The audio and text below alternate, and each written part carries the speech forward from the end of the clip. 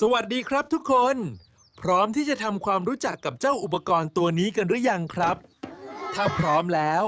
ไปกันครับ สวัสดีครับผมยอดมนุษย์หมอบแรงกระแสไฟฟ้าจะพาทุกคนไปทำความรู้จักซีทีตั้งแต่พื้นฐานไปจนติดตั้งเป็นเลยนะครับทำไมถึงต้องมีซีทีเพื่อเอาไว้ลดกระแสไฟฟ้าจะทำให้เราสามารถวัดค่าได้นั่นเองครับเราจะมาทำความรู้จักซีทีกันนะครับว่าเขาสามารถทำอะไรได้บ้างพลังพิเศษของเขานะครับสามารถย่อส่วนกระแสไฟฟ้าให้เล็กลงได้ครับส่วนต่อมาในลักษณะการติดตั้งในระบบ3เฟสจะแยกอยู่ในเฟสเดียวเพื่อวัดกระแสของเฟสนั้นๆครับส่วนสายนิวสั้นไม่จำเป็นต้องมีสิ่งที่ครับ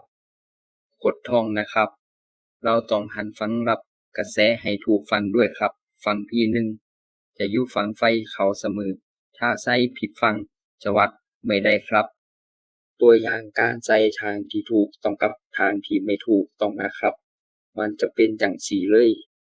และการต่อสายก็ต้องต่อให้ถูกด้วยครับตามค่าด้านหลังของมิเตอร์เราจะเจอซี่ที่อยู่ที่ในบ้านก็จะอยู่ในระบบไฟฟ้าทั่วไปกับระบบไฟฟ้าโซลาร์เซลล์ครับการติดตั้งในระบบไฟฟ้าทั่วไปก็จะเป็นแบบนี้ครับและในส่วนการติดตั้งในระบบโซลาร์เซลล์ก็จะอยู่ในลักษณะนี้ครับและในสัญลักษณ์ลับประจำตัวของเขาก็จะเขียนได้แบบนี้ครับสรุป3สิ่งที่ต้องรู้ของ CT นะครับว่าคืออะไร